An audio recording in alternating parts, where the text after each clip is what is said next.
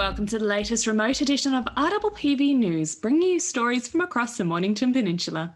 I'm Catie Sharp, and our top items for this edition are: polls are closed in our first virtual election, police crackdown on dodgy drivers, jail time for a former council manager, Peter Cosgrove shares the Peninsula love, and it's Pettober in Frankston. Now for the full stories. First, we go to Shivani Pillay for the details of today's announcements of lockdown restrictions. Thanks, Katie. Well, sadly, no news of an early reprieve today, but we may not have to wait long. Premier Daniel Andrews is postponing any announcements of further lockdown restrictions easing until Tuesday at the earliest.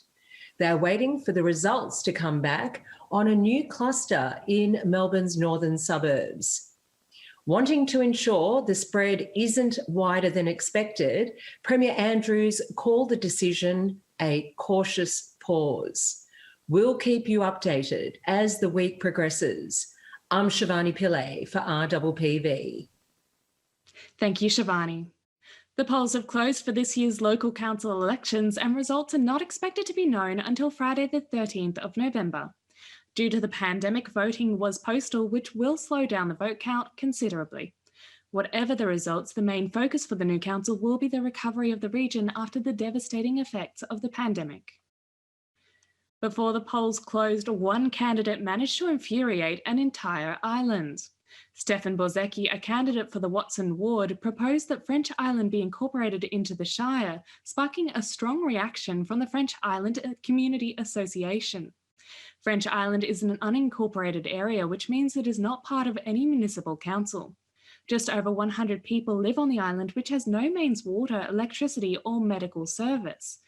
A haven for koalas and other native animals, 70% of the island is national park. Mr. Borzecki is campaigning to incorporate the island, stating it will double the Shire's national parks, greenbelt, and coastline. Until last year, Mr. Borzecki owned 200 hectares on the island. He is believed to have sold the property when he was unable to gain permission to build a wind farm that he said could power the entire peninsula. French Islanders cannot vote in this election, so reportedly pleaded with Watson ward residents to protect their unincorporated status by not voting for Mr. Borzecki. A Mornington man is in a world of trouble after taking the long and wrong way to buy cigarettes.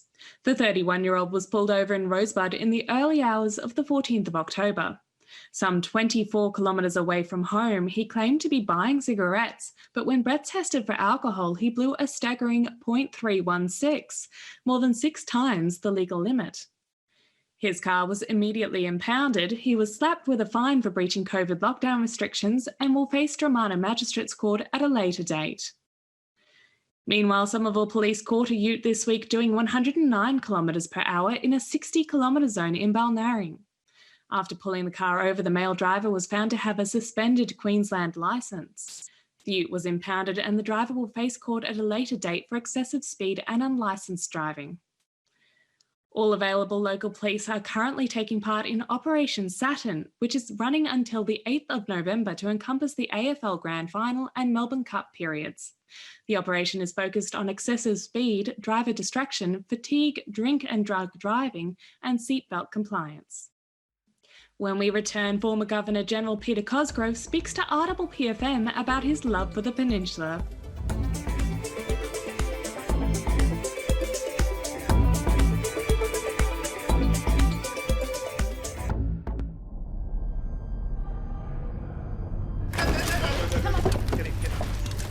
I know how fast grass fires can spread. You'll want to escape, but you shouldn't drive. The smoke is blinding. And you'll block roads for emergency vehicles. Just walk 2 streets back and check warnings on the Vic Emergency app. Authorised by the Victorian Government. Hastings Mowers and Equipment. Yeah, my neighbour's cat is sitting on top of the fence taunting the dog. Siamese. I'll say, he's just lying there, swishing his tail, licking himself. Oh man, he's just winked at me. Okay, it's tempting to go with a hedge trimmer. Right? Go with the Aussie AB Cougar Mark III pressure washer. Oh yeah, we had splashdown. There's nothing a little horsepower can't solve. Hastings Mowers and Equipment.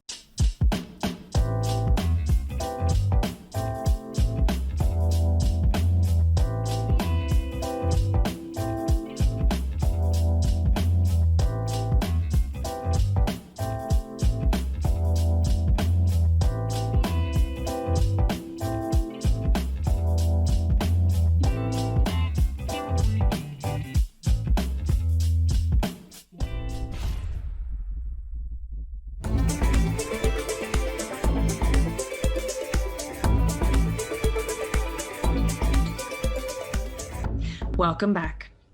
Our recently retired Governor-General Sir Peter Cosgrove spoke on the RPPV lockdown radio show last week.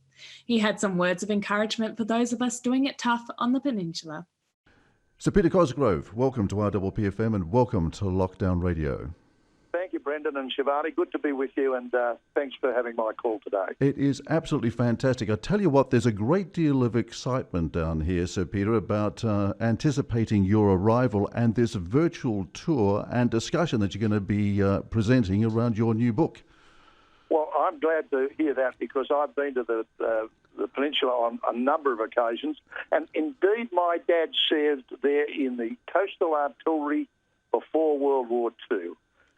So you're going to be presenting then this virtual get-together with library members down here on the Mornington Peninsula, both Frankston and here in Mornington as well. What can they expect, Sir Peter? Well, I'm gratified, of course, that while we've got COVID all over us, that we are able to do these virtual events. But there's something interesting about the virtual environment. It means that everybody on screen, everybody is in the front row, if I could put it that way. Nobody's up the back and sort of wondering whether they should ask a question. From my point of view, every person in the room has equal opportunities to grill the previous Governor-General. What a fantastic opportunity. All happening on Monday the 9th at 6 p.m. on Zoom. Do get down to your local libraries now to take bookings. So Peter Cosgrove is going to be, I'm sure, in absolutely scintillating form. And what insight, Sir Peter. I mean, what a life it is. What's your message to Australians out there, and particularly Victorians and those down on the peninsula, who are losing their sense of stoicism and strength and determination and morale? What do you wish to impart to them today? They have already. Everywhere in Australia, everywhere where they have been crippled by the fall-off in economic activity, they have to use both the stoicism and courage they have shown already, perseverance, but they have to use their genius to, if necessary, subtly reinvent themselves to survive. Australians are bursting at the seams to return to the sort of easy economic activity that we're used to. I have been encouraging people who... we're the greatest nation of travellers on earth. Australians have to travel, love to travel. Overseas, we can't do that. So for those who have still got the wanderlust, travel internally, spend internally. If you're on the other side of the Melbourne metropolitan area, how about coming down to the Mornington Peninsula? How about doing that? How about presenting yourself as a domestic tourist? And I've been saying the same to people concerning up and down the east coast of New South Wales in those beautiful holiday areas that used to, be looking out for buses full of perhaps Asian tourists to turn up. Well, let's look for sedans and camper vans with Aussies in it who come along and say, I'm going to spend money with you. Sir Peter, fantastic words and great encouragement for everybody, I'm sure, because we're doing a little bit hard. That was former Governor-General Sir Peter Cosgrove speaking on RPPV last week. For the full interview, including a hilarious story about his dad's adventures at Point Nepean, go to RPPV's website. Sir Peter will be virtually in conversation with both the Mornington and Frankston libraries on the 9th of November. It's a free event, but bookings are essential. Former Frankston City Council manager Andrew Williamson was sentenced in the county court this week to imprisonment following an IBAC investigation. Operation Topi was initiated by IBAC to investigate allegations of improper procurement practices at Frankston City Council. It resulted in Mr. Williamson being charged with 79 counts, including obtaining property by deception, making false documents, using false documents, and misconduct in public office. Mr. Williamson pleaded guilty and was sentenced to a total of 12 months imprisonment. Bayside Shopping Centre has received approval for an 8-storey extension by Planning Minister Paul Edbrook. Offering new retail and office space in the heart of the city, the extension will provide 200 construction jobs and over 1,400 ongoing jobs. As we reported back in August, Frankston councillors were concerned about an apparent shortfall of parking spaces in the design and elected to defer voting on the proposal. And it's Pettober in Frankston. In lieu of the traditional Pets Day Out, this year Frankston City Council is celebrating our furry and feathered friends by hosting a month of activities on the Frankston Events Facebook page, including tips on how to train your pet from home. The highlight of the month is a competition with a prize pack valued at $500. All you need to do is send in a photo of your pet dressed up to party. Entries close on the 29th of October, so get styling. Now we go to Alana with the coming week's weather report. Happy Grand Final weekend! It's Alana here with your RPPV 7-day weather forecast for the Mornington Peninsula. Saturday, the 24th of October, aka Grand Final Day, is looking like we'll have a top of 15 degrees. It'll be pretty much raining all day and room for up to 15 millimetres of rain and some pretty gusty southeasterly winds of up to 45 kilometres an hour throughout the day. On Sunday, it's looking like that rain will hang around at least throughout the morning. Room for a top of 14 degrees and we'll just drop down to a low of 8 degrees overnight into Monday. We'd expect a top of 16 degrees and a slight chance of rain in the morning as well. On Tuesday, it's looking like we'll have some pretty similar conditions. We're in for a top of 17 degrees and a 20% chance of a shower in the morning. And into Wednesday, it's looking like that rain will hang around. We're in for a top of 19 degrees though, so fingers crossed things will be warming up. And towards next week on Thursday, it's looking like that rain will be back in the morning. We're in for a top of 19 degrees and a low of 10. And on Friday next week, it's looking like that rain will increase. We're in for up to 4 millimetres of rain and a top of 18 degrees. So I hope you have a beautiful long weekend and enjoy the grand final from the sidelines. Have a meat pie, yell at the TV and enjoy. And now to our surfing guru, Muzz. Morning guys, Muzz here with this week's Mornington Peninsula Surf Report. Got a pretty solid week of swell in front of us.